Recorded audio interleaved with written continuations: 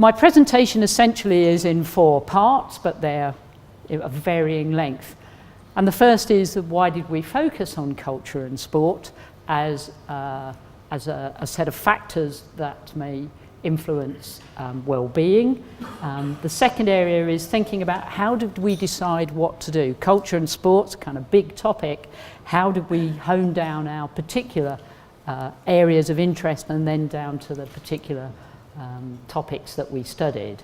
I want to give you a few highlights and points of interest from the 4 evidence reviews we conducted, and then I'm going to conclude with a few thoughts on about building the evidence in culture and sport, but perhaps which apply more widely. And as Louise said, there's a second set of presentations later on which will look at some of the challenges. So I'm going to present this as an entirely unproblematic experience. So why focus on culture and sport? And I think there are a number of reasons for doing that. There are a huge number of different activities and opportunities that the broad areas of culture and sport offer for enhancing well-being. And those activities can be tailored to suit individual preferences. So for those of us who are interested in physical activity, being active, there are kinds of interventions we can get involved in. For those of us of a more creative disposition, there are opportunities there. So they can tailor to people's preferences, but also to people's particular characteristics, circumstances and life phases. So here you can see something that's promoted by what I now have to call Swim England, which is about promoting well-being for people with dementia by swimming. So there we have a physical activity aimed at a particular life stage and people with a particular condition. So culture and sport, I think, offers a huge range of opportunities that can suit all ages.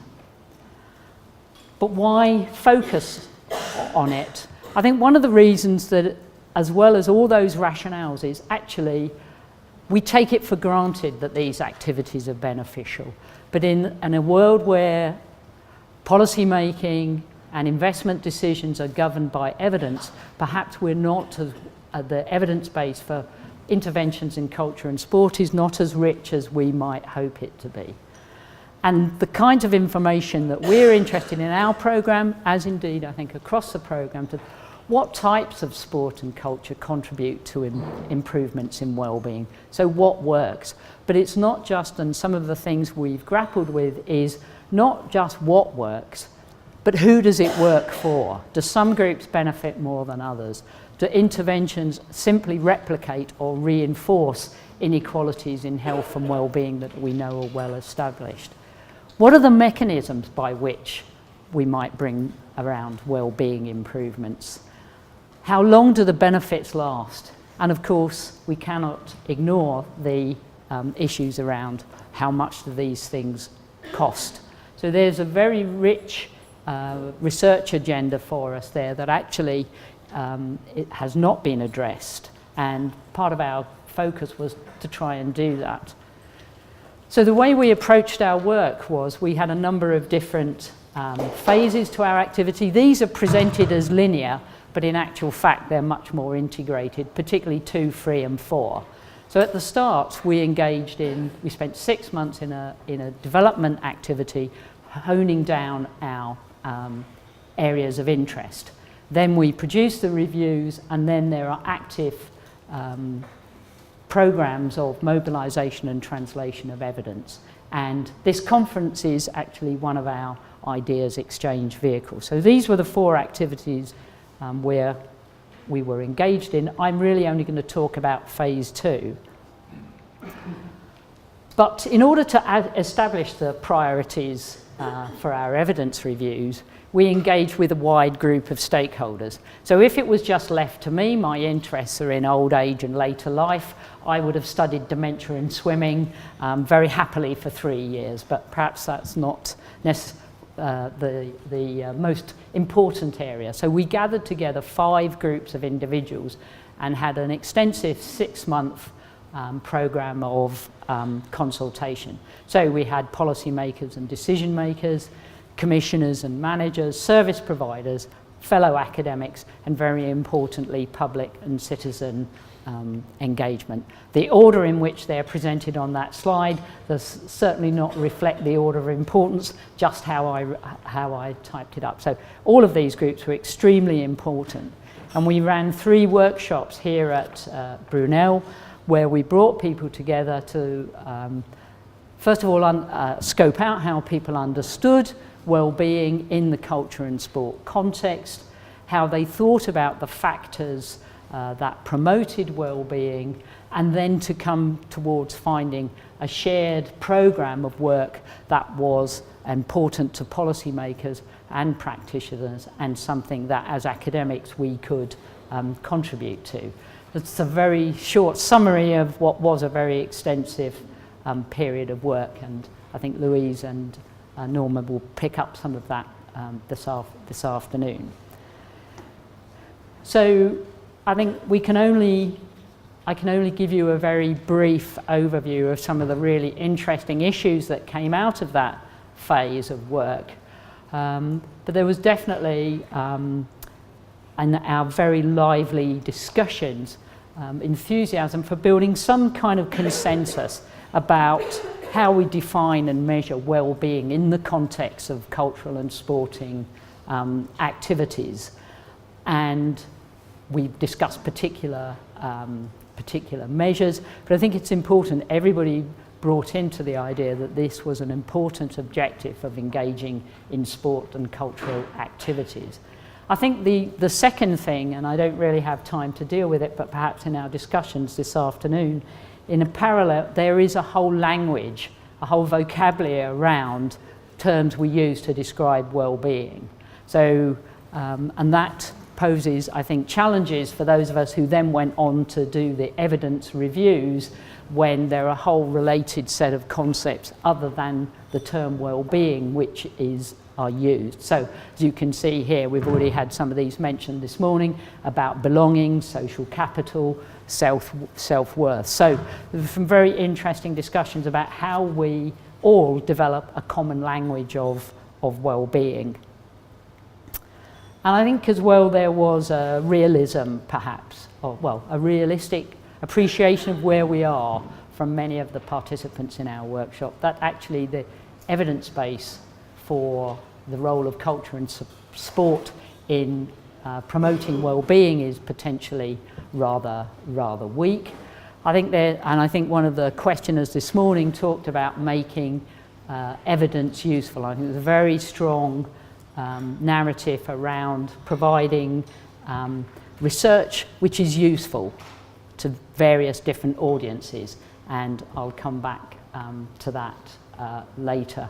And also our stakeholders rightly identified for us the contribution to developing our understanding of what promotes well-being in the sporting and the cultural context of grey literature. So as I say, we're happy to talk about those. So we had a great long list of interesting priority areas for evidence reviews which came from our stakeholder groups, which are on, you're right, sorry, that's why, yeah, so I've turned that round. So we have, our stakeholders were interested in particular population groups, for example, children and young people. They were also interested in understanding the particular role of sport and culture in promoting well-being for people with existing conditions, such for example people with mental health conditions. They were also interested in looking at how well-being was promoted in those perhaps who engage as volunteers and mentors in these kinds of works. And of course the very important factor of focus of the role of those who are hard to reach or those with the lowest levels of well-being. So we had a great long list, and we ended up with 4 evidence reviews.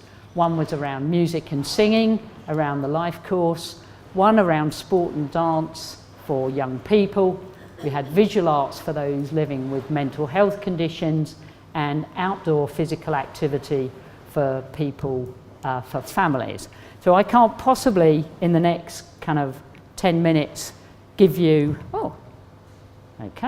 I can't possibly give you any kind of real detailed understanding of what we found. So I'm just going to take this opportunity to raise some of the issues and some of the approaches we took to looking at the literature. So essentially, for each of our literature reviews, we had 2 questions. What are the well-being outcomes from the particular activity we were looking for, and what are the processes that might lead to those enhanced well-being outcomes? So those questions are the same on all of the next 4 slides. The only differences are the topic area. And I think one of the themes that that was important from our stakeholders, but also has been raised this morning, is about usable evidence. So for all of our for all of our evidence reviews, we had a number of different outputs, examples of which are over there. So we have systematic reviews, all of which include grey literature. We have secondary analysis, so what does existing data tell us about some of these activities and potentially how around inequalities. We have case studies of particular interventions, activities that are going on. We have briefing documents, which are short summaries of what we've found. Of course, we have academic papers, of which we can send you examples. And the thing I forgot, because I haven't yet engaged with the social media world, is we have blogs around each of these ideas. If I ignore social media, it will go away. So that, I think, first evidence review shows the kind of approach that we've taken. We have tried to really respond to stakeholders' desire for evidence that's usable wherever they are in our stakeholder groups. So that was number 1. Young people were clearly identified as an important group, and I think this is now perhaps even much more accepted now than it was when we started 3 years ago. The well-being and health of our young people is clearly a priority for those of us interested in well-being and other health outcomes. So we focused on sport and dance for young people, and I think this illustrates another of the challenges that faced us, which was around the number of studies that have actually looked at well-being as an outcome in interventions and studies of culture and sport. So as you can see there, we started off with 6,500 records, and we ended up with 8 studies that actually looked at this. And I think there were 2 interesting findings from those 8 studies. Well, there's lots more than 2, but 2 that I want to draw your attention here.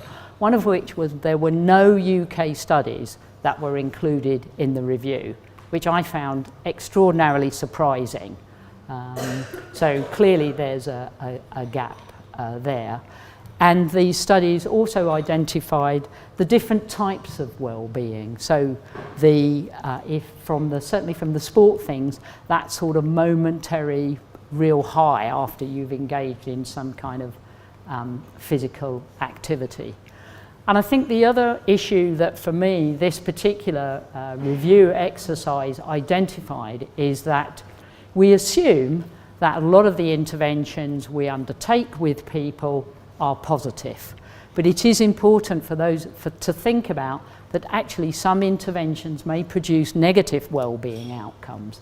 And certainly in the sport papers, some of these were raised about concerns about competency and capability.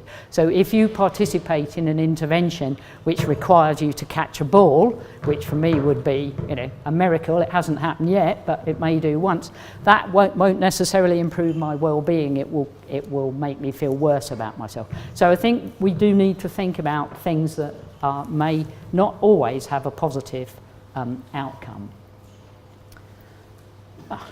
Our third review was around looking at people with particular conditions, and so this was around visual arts for people living with mental health conditions.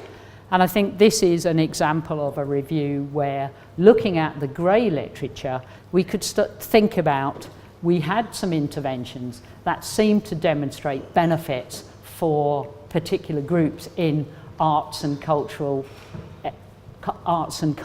activities. And so we could look at the grey literature to think about what is driving those benefits. What's the mechanism by which people's well-being is enhanced?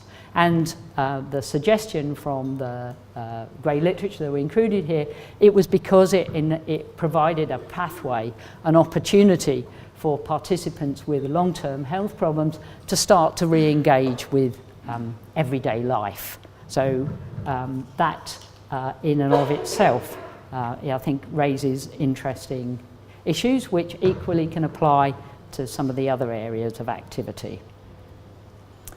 So our final evidence review, I think, is in many ways the same, but in other ways different, because our final review looked not at individuals. We were not looking at interventions that took a particular individual and was changing their well-being. We looked at interventions that focused on families, so the sort of social groups in which we live. And I think this, for me, is a very interesting and under-researched area. Most of us live in families or couples, but yet when we think about enhancing well-being, we do it to an individual, not to a group. I think it's fair to say this was a challenging review, but I do think it perhaps helps us think differently about perhaps how we structure and run interventions. So I'm going to, I have a few concluding thoughts, and one of which, to start off with, is that in a lot of papers we didn't find evidence of effectiveness around promotion of well-being outcomes. I think it's important to remember that that doesn't mean that these were not achieved. It, I think, is just a reflection that many of the studies were underpowered, too small to pick them up. So, you know, we don't need to feel too bad about ourselves, but it is an argument for bigger, better studies. I think our work was enormously enhanced, and I'm sure Louise and Norma will talk more about this afternoon, by engaging with stakeholders and developing really, I think, robust collaborations between different groups. And there's a huge research agenda out there, but I still think there is also, there remains, I think for me, a lack of evidence both about what works but also how it works. We don't really have, I think, a good handle on the mechanisms and processes about what changes well-being outcomes for the better. And in particular, I think, as with some other areas like how you get people to be more physically active, how those activities, how those improvements can be made in the long term. And initially I thought I was going to have some questions, so my concluding slide is to invite you to do that so you can hold them until the other three speakers have completed. Thank you.